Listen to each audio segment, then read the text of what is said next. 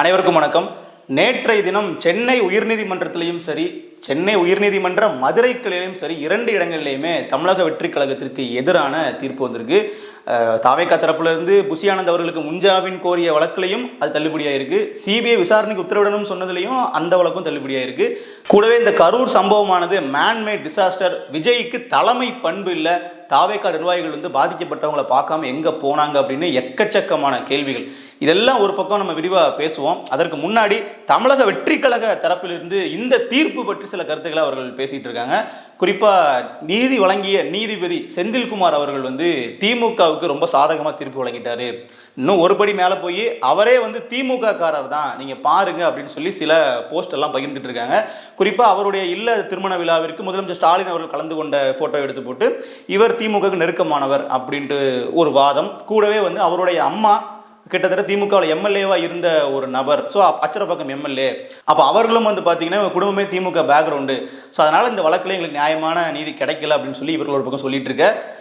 தாவேகாவினுடைய தலைமை கழகத்திலிருந்தே ஒரு அறிவிப்பு வருது, தயவு செஞ்சு நீதிபதிக்கு எதிராக யாரும் எதுவும் பேசி வச்சிடாதீங்க, இது மாதிரிலாம் சமூக வலைதளம் கருத்தை பதிவு பண்ணாதீங்க அப்படின்னு தொண்டர்களுக்கு ஒரு எச்சரிக்கை விடப்படுகிறது. ஸோ இந்த சமயத்தில் தாவேகாவிற்கு ஒரு அநீதி நடந்திருக்கா அப்படின்னு நம்ம பார்த்தோம்னா, நீதிபதியினுடைய தீர்ப்பை விமர்சனம் பண்ணுறதுக்கு நமக்கு எதுவும் இல்லை. ஆனால் அதை தாண்டி அந்த நீதிமன்ற வளாகம், அந்த அமர்வு இருக்கு இல்லையா, அதில் உயர்நீதிமன்றத்தில் தாவேகா தரப்பிலிருந்து யாருமே பங்கு கொள்ளவில்லை அப்படிங்கிறது தற்போது நமக்கு தெரிய வருது.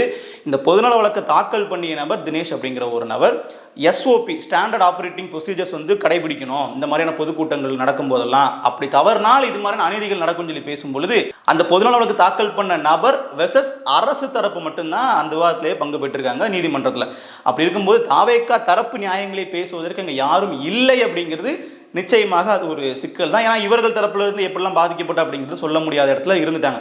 ஸோ அதனால வந்து நீதிமன்றத்தில் வந்த கருத்துக்கள் எல்லாமே தாவேகாக்கு எதிராக வந்ததுக்கான காரணமும் இதுவாக கூட அமைஞ்சிருக்குங்கிற ஒரு பார்வை இருக்கு. அதையெல்லாம் தாண்டி இது வந்து சென்னை உயர்நீதிமன்றத்தில் செந்தில்குமார் அவர்களினுடைய தலைமையில் வந்து அமர்வில் வந்த தீர்ப்புகள். அதே மாதிரி இந்த பக்கம் நீங்கள் சென்னை உயர்நீதிமன்ற மதுரை கிளையில் பார்த்தீங்கன்னா, இங்கே வந்து ஜோதிராமன் அப்படிங்கிற நீதிபதி அவர்கள் கொடுத்துருக்க தீர்ப்புமே இப்படி வந்து தாவேகாக்கு எதிராக வந்திருக்கு. என்னன்னு கேட்டிங்கன்னா, புஷி ஆனந்த் அவர்களினுடைய அந்த முன்ஜாமீன் வழக்கு இருக்கு இல்லையா, அதிலேயே வந்து இவர்கள் என்ன கேட்டிருக்காங்கன்னா, நாங்கள் இதை வந்து ஒரு திட்டமிட்ட கொலையாக பார்க்கல, நாங்கள் என்ன திட்டமிட்டா கொலை பண்ணோம், இது ஒரு விபத்து தானே, விபத்தில் எங்களை எப்படி நீங்கள் ஒரு குற்றவாளியாக நீங்கள் கன்சிடர் பண்ணலாம், அதனால் எங்களுக்கு வந்து ஆன்டிசிபேட்டரி பெயில் கொடுங்கன்னு சொல்லி கேட்குறாங்க. இந்த இடத்துல தாவேகா இத்தனை நாள் சொல்லிட்டு வந்த அந்த ஒரு கருத்து உடஞ்சி போயிருது. குறிப்பாக கரூர் துயர சம்பவம் அப்படிங்கிறது ஒரு திட்டமிட்ட திமுகவினுடைய ஒரு கொடூரம், அதை வந்து செந்தில் பாலாஜி ஆட்கள் உள்ளே பூந்துட்டாங்க அப்படிங்கிற மாதிரியான ஒரு வாதம் புஷி ஆனந்த் தரப்பினர் வந்து இது ஒரு விபத்து அப்படின்னு சொன்னதில் உடஞ்சி போயிருது. கூடவே இந்த சம்பவத்திற்கு பொறுப்பாளராக இருந்தவர் கரூர் மாவட்ட செயலாளர் மதியழகன் தான். அப்போ எங்களை எதுக்கு நீங்கள் வந்து இதில் குற்றவாளியாக சேர்க்குறீங்க அப்படின்னா அவர்கள் இன்னொரு வாதத்தை முன்வைக்கிறாங்க. அப்போ அதன் மூலமாக அவருடைய தொண்டர்களையும் அவங்க வந்து என்ன பண்ணல, டிஃபெண்ட் பண்ணி பேசியிருக்கணும், ஆனால் அவர்கள் பேசலை. அப்போ மதியழகன் மட்டும் காரணமான்ற ஒரு கேள்வி இருக்கு இல்லையா. புஷி ஆனந்த் அவர்களுக்கு வந்து பெயில் கிடைக்கணும்னா மதியழகனை மாட்டி விட்டுறலாமா அப்படிங்கிற ஒரு பார்வை இருக்குது. ஸோ அதுவும் அந்த இடத்துல வந்து டிவிக்கு அகைன்ஸ்டாக போயிடுச்சு. அதே மாதிரி சிபிஐ விசாரணைக்கு அவர்கள் கோரும்போது அங்கே என்ன இருக்குன்னா, இது விசாரணை வந்து ஆரம்ப கட்டத்தில் தான் இருக்குது, இன்னும் பாதிக்கப்பட்டவங்க மருத்துவமனையிலேருந்து கூட வெளியே வரல, அதற்குள்ள இந்த வழக்கு வந்து உடனடியாக சிபிஐக்கு மாற்றணும் என்கிற அவசியம் இல்லை அப்படிங்கிற அடிப்படையில் அந்த மனுவும் வந்து இப்போ தள்ளுபடி பண்ணப்பட்டுச்சு. ஸோ இப்படியாக நீதிமன்றத்தில் இன்னொரு முக்கிய உத்தரவு வந்தது, விஜயினுடைய அந்த வாகனத்தை நீங்கள் பறிமுதல் பண்ணுங்கள், அதில் சிசிடிவி கேமரா இருக்கும், அதிலே வந்து பார்த்தீங்கன்னா அவர்கள் ஹிட் அண்ட் ரன்லாம் பண்ணிட்டு போயிருக்காங்க. விஜய் அவர்கள் வந்து பிரச்சாரத்துக்கு வரும்போது பைக்கில் வந்து 2 பேர் அந்த வீலுக்குள்ளே விழுறாங்க, அவர்கள் வந்து உயிரிழக்கல, இருந்தாலுமே அது வந்து ஒரு ஹிட் அண்ட் ரன் கேஸு. அப்போ எப்படி நிப்பாட்டாமல் நீங்கள் போகலாம், ஒருத்தர் வண்டியில் அடிபடுறாரு, நீங்கள் அதை கண்டுக்காமல் போயிட்டே இருக்கீங்கன்னா ஹிட் அண்ட் ரன் கேஸ் போட்டு அந்த வாகனத்தை நீங்கள் பறிமுதல் பண்ணுங்கள். கூடவே சிசிடிவி கேமராக்கள்லாம் நீங்கள் அதில் வீடியோக்கு ரெக்கார்ட் ஆகிருக்கும், அதில் நீங்கள் பறிமுதல் பண்ணி இந்த வழக்கை பற்றி நீங்கள் தீர விசாரிக்கணும்னு சொல்லி ஒரு எஸ்ஐடி குழுவையும் வந்து நீதிபதி செந்தில்குமார் அவர்கள் இப்போ தனிப்பட்ட முறையில் இதுக்குன்னே நியமிச்சிருக்காங்க. அதனுடைய தலைமையாக வந்து பார்த்தீங்கன்னா ஐஜி அஸ்ரா கார்க் அவர்கள் வந்து நியமிக்கப்பட்டிருக்காங்க. ஸோ இப்படியாக இந்த வழக்கு நேற்றைய தினம் ஒட்டுமொத்தமாக திருப்பி போட்டது மாதிரி தாவேகா அகைன்ஸ்டாக பல கருத்துக்கள் வந்து பதிவு பண்ணப்பட்டிருக்கு. இதில் நீதிபதியினுடைய அந்த தீர்ப்பில் சில விஷயங்கள்லாம் சொல்லியிருப்பாங்க இல்லையா, இந்த மாதிரி தாவேகாவினுடைய தலைவருக்கு தலைமை பண்பு இல்லை அப்படிங்கிற வார்த்தையாக இருக்கட்டும், இது ஒரு மேன்மேட் டிசாஸ்டர் அப்படிங்கிறது, தாவேகாவின் நிர்வாகிகள் யாருமே வந்து அந்த மக்கள் கூட நிற்கலை, மற்ற கட்சி எல்லாருமே போய் நின்னாங்களே, தாவேக்காவினர் ஏன் நிற்கலை அப்படிங்கிறதான் கேட்டது. நிச்சயமாக அந்த கேள்விகள்லாம் வந்து நமக்கே இருந்த ஒரு கேள்விகளாக இருந்துச்சு. இப்போ தலைமை பண்பு அப்படிங்கிற விஷயத்துக்கு வருவோம். இதில் தான் வந்து பல தாவேக்காவினரும் வந்து பார்த்தீங்கன்னா இப்போ ரொம்ப கோவத்தில் இருக்காங்க.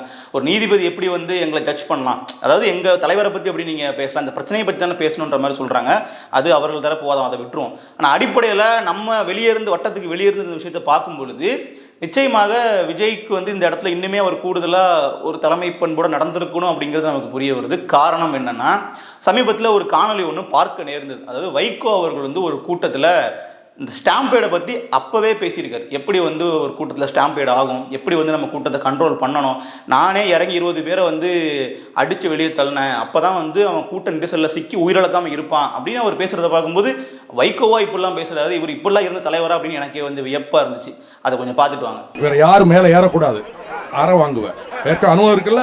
நீங்க ஒருவர் கீழே விழுந்தாலும் 10-15 பேர் உயிர் போயிடும். பல இடங்கள்ல பத்திரிகைகள் படிக்கிற ஸ்டாம்பீடுல கோயில்ல அங்க எங்க 20 பேர் 30 பேர் இறந்துட்டாங்கன்னு. 50,000 பேர் வர இடத்துல ஒரு பையன் கீழே விழுந்தாலும் அடுத்தடுத்து மேல விடும்போது 10-20 பேர் உயிர் போயிடும்.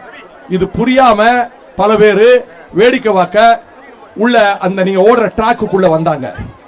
எங்க சத்யா இவங்க எல்லாம் சொல்லி ஒண்ணு எடுபடல, இவங்க எல்லாம் சொல்லி பார்த்தாங்க கேட்கல. அதனாலதான் போய் 10-15 பேருக்கு அறை கொடுத்த உடனே எல்லாம் ஓடி பிளாட்ஃபார்ம் நின்னாங்க. இல்லன்னா உங்க உயிருக்கு ஆபத்து ஏற்பட்டிருக்கும். அப்போ இந்த விஷயத்தை வந்து விஜய் அவர்கள் செய்யணுமா, அவரும் இறங்கி போய் 20 பேர் அடிக்கணுமா அப்படின்னு நான் சொல்லலை. நான் சொல்றது என்னன்னா, மதுரை மாநாட்டிலேயே விஜய் அவர்கள் அந்த லைட்டு கம்பத்தில் ஏறின நபர்களை கீழே இறங்குப்பா அப்படின்னு சொல்றாப்புல. ஆனா யாருமே கேட்கல. அப்போது ஒரு தலைவர்னா தொண்டர்கள் அவர் சொல்கிறத கேட்கணும்ல. இங்கே வந்து 41 பேர் உயிரிழப்புக்கு காரணம் விஜய்னு சொல்ல வரல. நிச்சயமாக விஜய்க்கு இது ஒரு விரும்பத்தகாத நிகழ்வு தான். விஜயை பொறுத்தவரைக்கும் இது ஒரு விபத்து தான். இருந்தாலும் அவர் வந்து இந்த இடத்துல நீங்கள் அப்படி நில்லுங்க, கீழே இறங்குங்க, வராதிங்கன்னு சொன்னால் கேட்கணும்ல. இன்னொன்று பாருங்களேன், இது ரொம்ப அதிர்ச்சியான ஒரு காணொலியாக இருந்துச்சு எனக்கே பார்க்கும்போது. விஜய் அவர்கள் தரப்புலேருந்து தாவேகா தரப்புலேருந்து அறிக்கையை வெளியிடுறாங்க. குழந்தைகளை கூட்டிகிட்டு வராதிங்க, பெண்கள் வந்து வராதிங்க, கர்ப்பிணி பெண்கள் வராதிங்க, எக்கச்சக்கமான இன்ஸ்ட்ரக்ஷன் நீங்கள் கொடுக்குறீங்க உங்கள் கட்சியினருக்கு. ஆனால் அவர்கள் அதை ஃபாலோ பண்ணுறாங்களான்னு பார்த்தீங்கன்னா காதில் கூட வாங்குறது இல்லை. ஒரு வீடியோ பார்த்தேன், சின்ன கை குழந்தைய வச்சு ஒருத்தவங்க நிற்கிறாங்க. அவங்ககிட்ட போய் கேட்குறாரு பத்திரிகையாளர், நீங்கள் என்னங்க குழந்தைய கூட்டு வந்திருக்கீங்கன்னா, விஜயை பார்க்க நான் வருவேன், விஜய்க்காக எல்லாமே செய்வேன் அப்படின்னு பேசுறதையும் பார்க்க முடியும். விஜய் பார்க்கறதுக்கு குழந்தைய கூட தூக்கிட்டு வருவோம். நீங்க வாங்கம்மா விஜய் பார்க்கறது, குழந்தை 1 வயசு குழந்தை பிறந்த குழந்தைய கூட தூக்கி வரைக்கும் அது உரிமை இருக்கு. நான் கஷ்டப்படாம நான் பார்த்து அழைச்சிக்கோங்கண்ணா, எங்க விஜய் நான் பார்க்க வந்துக்கிறேன். குழந்தைங்க எல்லாம் கூட்டு வர வேணாம்னு சொன்னாங்களே, திரும்ப குழந்தையோட என்ன 1 வயசு பாப்பாது 2 வயசு குழந்தை கூட்டு வர தரமா இல்லையா? இல்ல அப்படி ஒண்ணும் இல்ல, எங்களுக்கு விஜய் தான் முக்கியம். இல்ல குழந்தைய விஜய் தான் பார்க்கணும்னு சொல்லு. யார பார்க்க வந்திருப்போம் சொல்லுப்பா, யார பார்க்க வந்திருப்போம்? பாப்பாக்கு எத்தனை வயசு? 3 வயசு குழந்தைய கூட்டு வர திறமம் இல்லையா? வெக்க எவ்வளவு வெக்கையா இருக்கு. பாப்பா நைட்டு சுத்தவே இல்ல. 2 மணிக்கு விஜய் அம்மா பார்க்க போனோம், சீக்கிரம் எழுப்பிட்டு வாங்க, எழுப்பிடுவாங்க, தூங்காமா நைட்டு சாப்பிட கூட இல்ல. ஒரு நியாயம் இருக்கா? 3 வயசு குழந்தைய சாப்பிடாம வைக்கிறது. ஸோ இப்படிப்பட்ட ஒரு கூட்டத்தை வந்து கட்டமைச்சு வச்சிருக்கும் போது அப்போ இது மாதிரியான விபத்துகள் நடக்கிறதுக்கான வாய்ப்புகள் வந்து ரொம்ப அதிகம் அப்படிங்கிறது ஒரு பொதுவான பார்வை. அதை நான் முதல்ல சம்பவம் நடந்த அன்னைக்கே நான் வந்து பதிவு பண்ணேன். ரசிகர்கள் மனப்பான்மையிலேருந்து இவர்கள் பெரிய அளவில் வெளியே வர வேண்டியது இருக்குது, இந்த சமயத்தில் இதை அவங்க திருத்தணும் அப்படிங்கிற மாதிரி நம்ம பேசியிருந்தோம். இன்னொன்று, கூட்டத்தில் வந்து கட்டுப்படுத்த முடியாத அளவுக்கு வந்தப்போ காவல்துறை இதில் அதிகமான காவலர்களை உள்ள நீங்கள் டிப்ளாய் பண்ணியிருக்கணும் அப்படிங்கிற விஷயத்தையும் சென்னை உயர்நீதிமன்ற மதுரை கிளையை வந்து அவர்கள் சொன்னாங்க. எல்லாருமே வந்து பாதுகாக்க வேண்டியது அரசினுடைய கடமை தானே, நீங்கள் வந்து இந்த கட்சிக்காரங்களுக்கு நாங்கள் வந்து பாதுகாப்பு கொடுப்போம், இன்னொரு கட்சிக்காரங்களுக்கு கொடுக்க மாட்டோம் அப்படின்னு சொல்லி பேசுறது சரியா இருக்காதுங்கிற வாதத்தையும் அவருக்கு முன் வச்சாங்க. ஸோ அதன் அடிப்படையில் அது அரசு தரப்புக்குமே வந்து பார்த்தீங்கன்னா அது ஒரு இன்ஸ்ட்ரக்ஷனாகவே கொடுக்கப்பட்டது. இனிமேல் நடக்க போகிற எல்லா கூட்டத்துக்குமே வந்து பார்த்தீங்கன்னா பாதுகாப்புங்கிறது ஒரு படி கூடும் அப்படிங்கிற மாற்றுக்கிறதே இல்லை. அனுமதி கிடைக்கிறதும் இன்னும் சாதாரண விஷயம் கிடையாது. இதுக்கு முன்னாடி நடத்துகிற மாதிரி கூட்டங்களை வந்து சாதாரணமாக நடத்திட்டு போயிட முடியாது, அனுமதியும் கிடைக்காது. அதுவும் குறிப்பாக தாவேகாவுக்கு அதில் மிகப்பெரிய சிக்கல்லாம் இருக்குது. இதுக்கப்புறம் அவருக்கு அனுமதி வாங்குறதுன்றதே ஒரு கொம்பு தேன் மாதிரி தான் இருக்கும்.